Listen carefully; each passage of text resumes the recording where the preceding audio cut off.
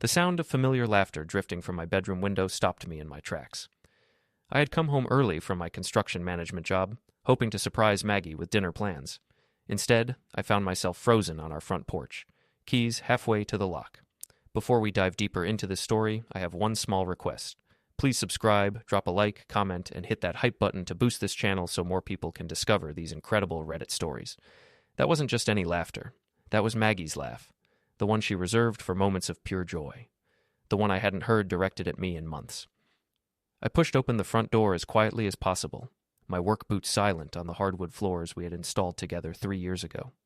The house felt different somehow, charged with an energy that made my stomach clench. Voices carried down the hallway from our master bedroom, and I recognized the second voice immediately. Brett Morrison, Maggie's colleague from the law firm where she worked as a paralegal. My heart hammered against my ribs as I crept closer to the partially open bedroom door. Through the crack, I could see movement, hear whispered conversations punctuated by that same joyful laughter. The reality of what I was witnessing crashed over me like a tidal wave. 23 years of marriage.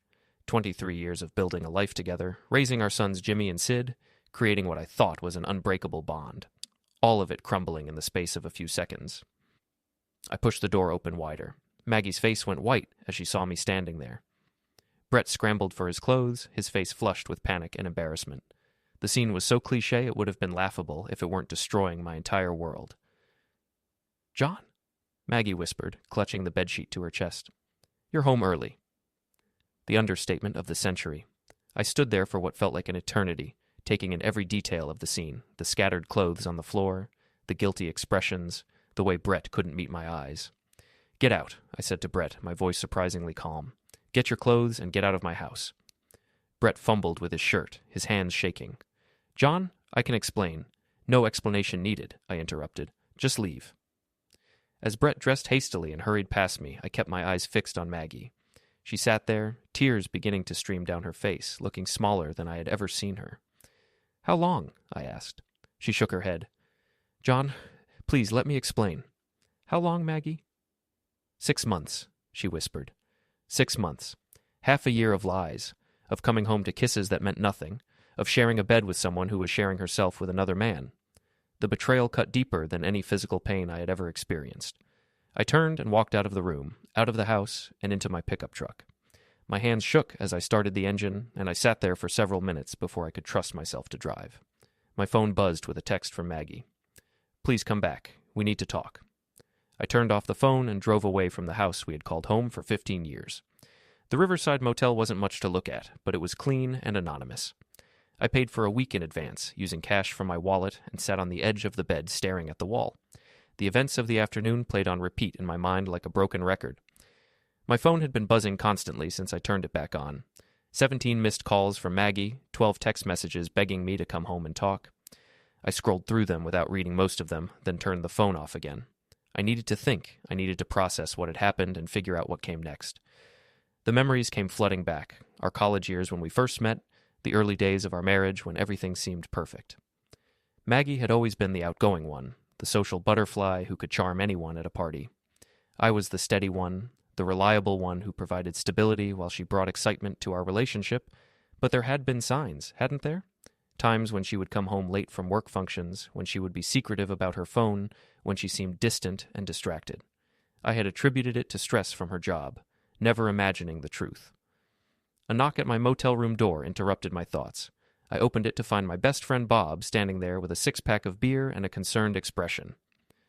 "Jimmy told me what happened," he said simply. "Thought you might need some company." Bob had been my friend since high school, and he knew me well enough to understand that I needed someone to talk to, even if I didn't want to admit it. We sat in the uncomfortable motel chairs and drank beer while I told him everything. "I should have seen it coming," I said after I finished the story. "The signs were all there." Bob shook his head. "Don't do that to yourself, John. You trusted your wife. That's what husbands are supposed to do." 23 years, Bob. 23 years down the drain." "Not down the drain," he corrected. "You've got 2 great sons who love you. You've got a successful business. You've got friends who care about you. Maggie made her choice, but that doesn't erase everything good in your life." I wanted to believe him, but the pain was too fresh, too overwhelming. Everything I thought I knew about my life had been turned upside down in the span of a few hours. "What are you going to do?" Bob asked. I don't know, I admitted. I honestly don't know. We sat in silence for a while, drinking beer and watching the sun set through the motel room window.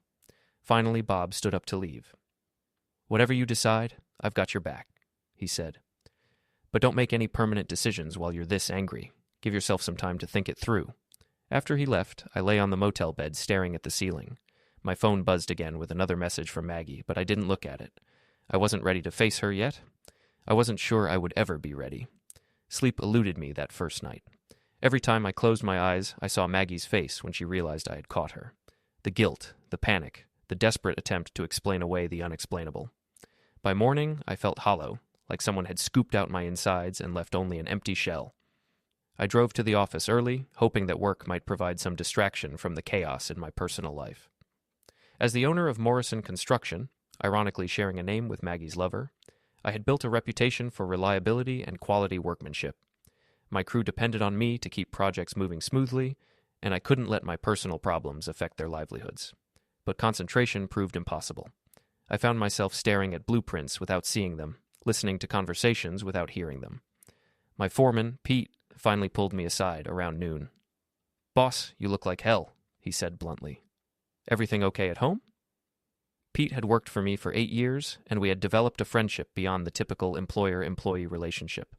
He had been to barbecues at my house, knew Maggie and the boys, understood that family meant everything to me. "Maggie and I are having some problems," I said, which was the understatement of the century. Pete nodded knowingly. "You need some time off? We can handle things here for a few days." I considered his offer. The thought of going back to that motel room, of sitting alone with my thoughts and Maggie's increasingly desperate phone messages, made my stomach turn, but I also knew that running away from my problems wouldn't solve anything. "Thanks, Pete, but I'd rather stay busy." The rest of the day passed in a blur of meetings and site visits. I threw myself into work with an intensity that surprised even me, as if I could somehow build a wall between myself and the pain that threatened to overwhelm me. It was after 6 when I finally returned to the motel. I had 3 new voicemails from Maggie, which I played back while sitting in my truck in the parking lot. The first message was tearful and apologetic. "John, please call me back. I know you're hurt and you have every right to be, but we need to talk about this. We can work through this together." The second was more desperate. "I've been calling all day. I'm worried about you. The boys are asking where you are, and I don't know what to tell them. Please just let me know you're okay." The third message was different. Her voice was steadier, more controlled. "I know you don't want to talk to me right now, but we have 23 years together, John. That has to count for something. I made a mistake, a terrible mistake, but it doesn't have to end everything. I love you. I've always loved you." I saved the messages and sat in the truck for another hour, watching the sun disappear behind the mountains. The rational part of my mind understood that Maggie was probably telling the truth about loving me. People could love someone and still betray them, but the wounded part of my heart couldn't reconcile those two truths. My phone rang, and I saw Jimmy's name on the display. My older son, 21 and in his final year of college, had always been the peacemaker in our family. I knew he would be calling to try to mediate between his parents. "Dad?" His voice was cautious, uncertain. "Hey, son. Mom told me what happened. Are you okay?" The question was so simple, yet so impossible to answer. Was I okay? Would I ever be okay again? "I'm managing," I said finally. "Where are you staying? Mom said you left yesterday and haven't been home." "I'm at a motel for now. Just need some time to think." Jimmy was quiet for a moment.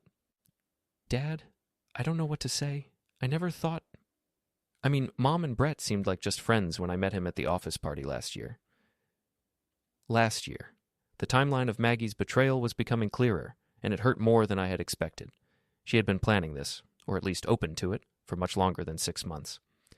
"Sometimes people aren't who we think they are," I said. "Are you and Mom going to get divorced?" The question hung in the air between us. I hadn't allowed myself to think that far ahead, but hearing Jimmy say the word made it real. Divorce. The end of everything we had built together. "I don't know, Jimmy. It's too early to make those kinds of decisions." We talked for a few more minutes before hanging up. Jimmy promised to call his younger brother Sid, who was finishing his senior year of high school, to let him know I was safe. The thought of my sons dealing with the fallout from their mother's choices made me angrier than anything else that had happened.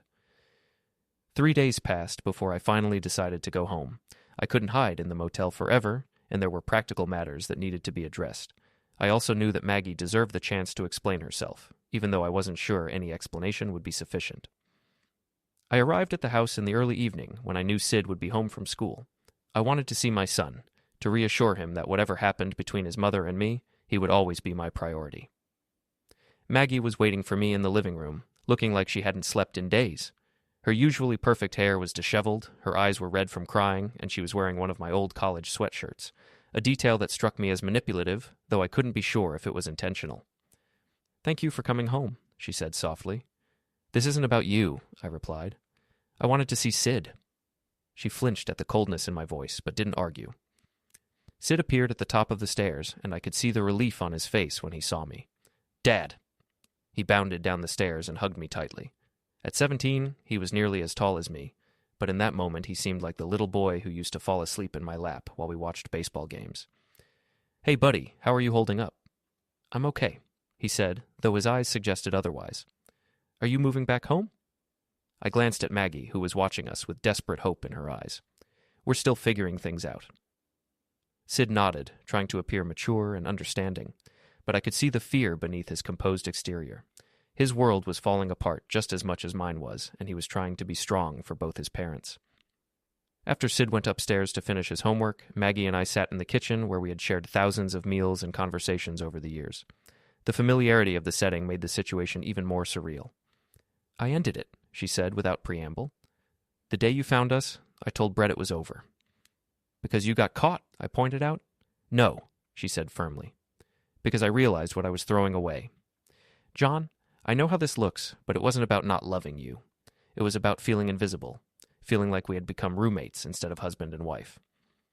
I studied her face, looking for signs of deception, but she appeared to be telling the truth as she understood it.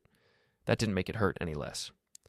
"So instead of talking to me about feeling invisible, you decided to have an affair?" "It wasn't supposed to happen," she said, tears beginning to flow again. "Brett and I worked closely together on several cases, and we started talking about our personal lives. He was going through a divorce, and I was feeling neglected at home. One thing led to another. 6 months, Maggie. This wasn't a moment of weakness. This was a relationship." She nodded miserably. "I know. I know how wrong it was, but I felt alive again. I felt desired and appreciated and important." The words stung because they contained an implicit criticism of our marriage. Had I been neglecting her? Had I taken her for granted? The questions swirled in my mind, but they didn't excuse what she had done. Did you ever think about leaving me for him?" I asked. She was quiet for a long time before answering. "I thought about it," she admitted, "but I never seriously considered it. This is my life, John. You and the boys are my life. Brett was just an escape from reality." An escape from reality. That's what our 23-year marriage had become to her, a reality she needed to escape from. "I don't know if I can forgive this," I said honestly. "I'm not asking you to forgive me right now," she replied. "I'm asking you to try. I'm asking you to consider counseling, to consider working through this together. We have too much history to just throw it away." I looked around the kitchen, at the family photos on the refrigerator, at the coffee mug she had given me for Father's Day years ago, at all the accumulated evidence of our shared life. She was right about the history, but history couldn't undo betrayal. "I need more time," I said finally. She nodded, wiping her eyes with the sleeve of my sweatshirt. "I'll give you all the time you need, but please don't give up on us completely. Please don't let my mistake destroy everything we've built." I went upstairs to pack some more clothes and found Sid sitting on his bed with his headphones on, pretending to do homework but clearly listening to our conversation. I knocked on his doorframe and he looked up. "Are you leaving again?" he asked. "For now," I said. "But I'm not abandoning you or Jimmy. Whatever happens between your mother and me, that will never change." He nodded, but I could see the doubt in his eyes. In his experience, adults made promises they couldn't keep, and his faith in the stability of our family had been shattered. As I packed my suitcase, I found myself looking at the bed where I had discovered Maggie with Brett. The sheets had been changed, but the memory remained vivid and painful. I realized that even if we somehow managed to work through this, I would never be able to look at that bed, at this house, the same way again. 2 weeks at the motel gave me plenty of time to think, but clarity remained elusive. I had spoken with Maggie several times, and she was consistent in her remorse and her desire to rebuild our marriage. She had started seeing a counselor individually and begged me to join her for couples therapy. She had also quit her job at the law firm, claiming she couldn't bear to work in the same building as Brett. But every time I considered the possibility of reconciliation, I was hit with waves of anger and betrayal that made forgiveness seem impossible. The mental images of Maggie with another man played on repeat in my mind, and I couldn't imagine a future where those images didn't haunt our relationship. Jimmy drove down from college to see me, and we met for dinner at a restaurant across town from the motel. He looked tired and stressed, clearly struggling with his parents' marital problems while trying to maintain his focus on his final semester. "How are you really doing, Dad?" he asked after we had ordered our food. "Honestly, I feel like my entire life was a lie," I said. "I thought your mother and I had a strong marriage. I thought we trusted each other completely. Finding out I was wrong about something so fundamental, it's like discovering that gravity doesn't actually work." Jimmy nodded thoughtfully. "But wasn't most of it real? I mean, you guys seemed happy most of the time when Sid and I were growing up. You still laugh together sometimes, even now." "Maybe," I admitted. "But how do I know what was real and what was just her playing a role? If she could lie to me for 6 months about something this important, what else has she lied about?" "Have you asked her that?" I hadn't, actually. In our conversations, we had focused primarily on the affair itself and the possibility of moving forward. We hadn't delved into the deeper questions about honesty and trust that were eating at me. "Mom made a huge mistake," Jimmy continued, "but she's still the same person who raised Sid and me, who supported your business when you were getting started, who took care of Grandma when she was sick. People are complicated, Dad. They can do terrible things and still be fundamentally good people." My son's wisdom surprised me. At 21, he had a more nuanced understanding of human nature than I seemed to possess at 45. "What do you think I should do?" I asked. "I think you should do whatever gives you the best chance of being happy," he said. "If that means trying to work things out with Mom, then try. If it means starting over, then start over. But don't make the decision based on anger or hurt. Make it based on what you actually want your life to look like." After dinner, I drove back to the motel and sat in my truck in the parking lot, thinking about Jimmy's advice. What did I want my life to look like?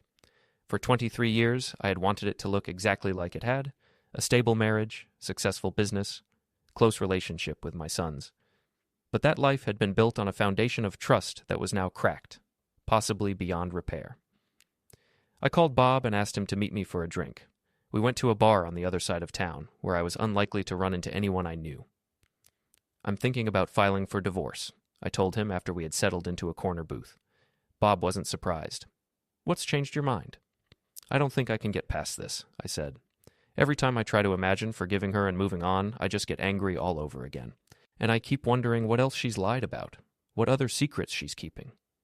"Have you told her how you feel?" "Not directly. She keeps talking about counseling and working through our problems, and I keep saying I need more time. But I think I'm just delaying the inevitable." Bob was quiet for a moment, turning his beer bottle in his hands. "You know, my brother went through something similar about 5 years ago. His wife had an affair with her boss. He tried to make it work for about a year, went to counseling, did everything the therapist suggested, but in the end, he said he just couldn't look at her the same way anymore." "Is he happier now?" "He says he is. It was rough for a while, especially with the kids, but he's remarried now and seems genuinely content. He told me that staying in the marriage would have been easier in the short term, but leaving was better for everyone in the long run." I nodded, feeling a sense of relief at finally admitting what I had been thinking for weeks. The marriage was over. It had been over the moment I walked into that bedroom and saw Maggie with Brett. Everything since then had just been postponing the inevitable. "I need to find a lawyer," I said. Bob reached into his wallet and pulled out a business card. My brother used this guy. Said he was fair but thorough. I took the card and studied it. David Chen, attorney at law. The simple black text on white cardstock seemed to represent a point of no return. Once I called this number, once I started the legal process, there would be no going back. "You sure about this?" Bob asked. "No," I admitted. "But I'm sure that I can't keep living in limbo. Maggie deserves to know where I stand, and the boys deserve some certainty about what their family is going to look like going forward."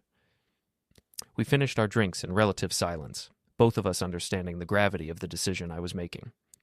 When I got back to the motel, I sat on the edge of the bed with David Chen's business card in my hand, staring at it for nearly an hour before finally putting it in my wallet.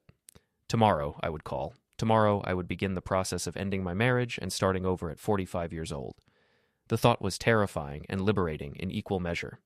David Chen's office was located in a modern building downtown, with floor-to-ceiling windows that offered a panoramic view of the city. He was younger than I had expected, probably in his mid-30s, but he had a confident demeanor that suggested extensive experience with divorce cases. "Tell me about your situation," he said, after we had exchanged pleasantries and I had signed the initial paperwork. I gave him a condensed version of the story, focusing on the facts rather than the emotions. Chen took notes on a legal pad, occasionally asking clarifying questions about timelines and financial details. "How long have you been separated?" he asked. "About 3 weeks. I've been staying at a motel since I discovered the affair." "And your wife is aware that you're considering divorce?" "Not directly. She thinks we're working toward reconciliation." Chen nodded. "That's not uncommon. Many people hold on to hope even when their spouse has already made the decision to end the marriage. You'll need to have that conversation with her soon, though. It's better if she hears it from you rather than from a process server." We spent the next hour discussing the practical aspects of divorce in our state. Since we had been married for over 20 years, Maggie would be entitled to spousal support. Our assets would be divided equally, which meant selling the house and splitting the proceeds unless one of us wanted to buy out the other's share. My business would need to be evaluated to determine its worth, and Maggie would be entitled to a portion of its value. "What about custody of your younger son?" Chen asked. "He's 17, so the court will likely take his preferences into account, but I want to make sure he has the option to live with either parent, depending on what feels right to him." Chen made more notes. "You seem to be approaching this with a level head, which will make the process smoother for everyone involved. Do you anticipate your wife will contest the divorce?" "I don't know," I admitted. "She's been pushing for counseling and reconciliation, so she might fight it initially, but I think she'll eventually accept that it's over." "What about the affair partner? Is he still in the picture?" "Maggie says she ended it, and she quit her job to avoid contact with him. But honestly, I don't know if I believe her." Chen leaned back in his chair. "In terms of the legal proceedings, the affair may not have as much impact as you might expect. We're a no-fault divorce state, which means we don't need to prove wrongdoing to dissolve the marriage. However, if your wife was spending marital assets on the affair, expensive gifts, hotel rooms, trips, we might be able to argue for a larger share of the remaining assets." I hadn't considered that angle. "How would we prove something like that?" "Credit card statements, bank records, phone records if necessary. It's worth investigating, especially if we're talking about significant amounts of money." We discussed his fees and the likely timeline for the divorce proceedings. If Maggie agreed to the terms, we could potentially finalize everything within 6 months. If she contested it, the process could drag on for a year or more. As I left Chen's office, I felt a mixture of dread and relief. The legal machinery was now in motion, but I still had to face the most difficult conversation of my life, telling Maggie that our marriage was over. I drove to the house that evening, knowing that Sid would be at baseball practice and we would have privacy. Maggie was in the kitchen preparing dinner, and she looked up hopefully when I walked in. "John, are you staying for dinner? I made your favorite—" "Maggie, we need to talk." Something in my tone must have alerted her to the seriousness of the conversation because her face immediately fell. She turned off the stove and sat down at the kitchen table, her hands folded in her lap. "I filed for divorce today," I said, deciding that directness was kinder than drawing it out. She stared at me for a long moment, as if the words hadn't quite registered. "What do you mean?" "I mean I hired a lawyer and started the legal process to end our marriage." "But we haven't even tried counseling yet," she protested. "We haven't given ourselves a chance to work through this." "I can't work through this, Maggie. I've tried, but every time I look at you, I see you with Brett. Every time you touch me, I wonder if you're thinking about him. I can't live like that." Tears began streaming down her face. "So that's it? 23 years of marriage, and you're just giving up?" "You gave up when you decided to have an affair," I replied. "I'm just making it official." She was quiet for several minutes, crying silently while I sat across from her at the table where we had shared countless meals as a family. Finally, she looked up at me with red, swollen eyes. "Is there anything I can do to change your mind?" "No," I said softly. "I'm sorry, but no." She nodded, accepting the finality in my voice. "What happens now?" "My lawyer will be in touch with you. You'll need to get your own attorney. We'll try to keep this as amicable as possible, especially for the boys' sake." "What about Sid? What are we going to tell him?" "The truth. That we're getting divorced, but it has nothing to do with him or Jimmy, that we'll both always be his parents, regardless of whether we're married to each other." Maggie wiped her eyes with a dish towel. "I suppose you'll want me to move out of the house." "We'll figure out the living arrangements as part of the divorce proceedings. For now, I'll keep staying at the motel." I stood up to leave, and she followed me to the front door. "John," she said as I reached for the handle, "I know you don't believe this, but I really do love you. I always have. I looked at her one last time, this woman who had been the center of my world for more than 2 decades. I know you do, I said, but love wasn't enough to keep you faithful, and it's not enough to make me stay. As I drove back to the motel, I felt emotionally drained, but oddly peaceful. The worst part was over. Now we could begin the process of untangling our lives and moving forward separately. My phone rang as I was pulling into the motel parking lot. It was Sid. "Dad, Mom told me about the divorce." I closed my eyes and took a deep breath. "How are you feeling about it, son?" "Sad," he said honestly, "but not surprised. You guys have seemed really unhappy lately." "This doesn't change anything between you and me," I assured him. "You're still my son, and I'm still your father. That will never change." "I know, Dad. I love you." "I love you too, buddy." After we hung up, I sat in my truck for a while, watching the neon motel sign flicker in the growing darkness. Tomorrow would bring new challenges, new complications, new adjustments to a life I was still learning how to live, but for the first time in weeks, I felt like I was moving in the right direction. The divorce proceedings unfolded over the following months with surprising civility. Maggie hired Rebecca Martinez, a well-respected family law attorney, and the 2 lawyers worked together to negotiate terms that were fair to both parties. We agreed to sell the house and split the proceeds, with Maggie receiving spousal support for 5 years to help her get back on her feet professionally. My business was valued at a higher amount than I had expected, which meant a significant payout to Maggie, but I had anticipated that expense and had been setting aside money in preparation. Sid chose to finish his senior year living with his mother in a rental house across town, but he spent most weekends with me in the apartment I had rented near my office. The hardest part was watching my sons navigate their parents' divorce. Jimmy threw himself into his studies and job search, graduating with honors and landing a position with an engineering firm in Denver. Sid became quieter and more introspective, channeling his emotions into his artwork and baseball. Both boys were supportive of my decision, but I could see the sadness in their eyes when they thought I wasn't looking. "Do you regret it?" Bob asked me one evening as we sat on my apartment balcony, drinking beer and watching the sunset. It was 6 months after I had filed for divorce, and the final papers had been signed the week before. "Regret the divorce? No," I said. "Regret the marriage? That's more complicated. I don't regret the years when we were happy, and I certainly don't regret having Jimmy and Sid. But I regret not seeing the signs earlier, not addressing the problems in our relationship before they led to infidelity." "You think you could have prevented the affair?" I had been asking myself that question for months. Maybe, probably not. Maggie made a choice to betray our marriage vows, and that's on her. But I also made a choice to take our relationship for granted, to assume that love was enough without putting in the daily work to maintain intimacy and connection. "So what's next for you?" "I don't know," I admitted. "For the first time in 23 years, I get to decide what my life looks like without considering anyone else's needs or preferences. It's terrifying and exciting at the same time." Bob smiled. "You sound like you're looking forward to it." "I am," I realized. "I'm 46 years old, I'm in good health, my business is thriving, and my sons are becoming independent adults. I have a lot of good years ahead of me." A few weeks later, I ran into Maggie at Sid's graduation ceremony. She looked good, healthier and happier than she had during the final months of our marriage. We sat together during the ceremony, maintaining a united front for our son's sake, and managed to have a pleasant conversation afterward. "How are you doing?" she asked as we watched Sid pose for pictures with his friends. "I'm doing well," I said honestly. "How about you?" "Better than I expected," she admitted. "I started working for a nonprofit downtown, and I really love it. The pay isn't great, but the work feels meaningful." We stood in comfortable silence for a while, watching our son celebrate his achievement. Despite everything that had happened between us, we had created something beautiful together in Jimmy and Sid. "I'm sorry, John," she said quietly. "I know I've said it before, but I want you to know that I really am sorry for what I did to our family." "I know you are," I replied. "And I forgive you, Maggie. It took me a while to get there, but I do forgive you." She smiled through tears. "Thank you. That means more to me than you know." As I drove home from the graduation ceremony, I reflected on how much my life had changed in the span of a year.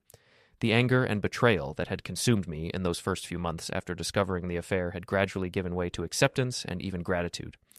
I was grateful for the years of happiness Maggie and I had shared, grateful for my sons, and grateful for the opportunity to start fresh. My phone buzzed with a text message from a number I didn't recognize. "Hi, John. This is Lisa from the coffee shop downtown.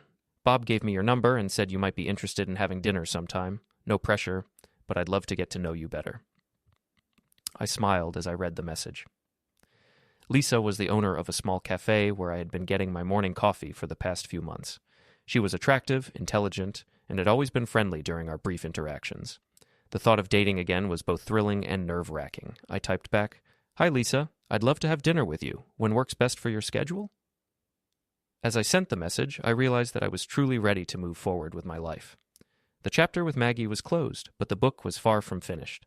There were new adventures ahead, new relationships to build, new experiences to embrace. For the first time in a long time, I was excited about the future.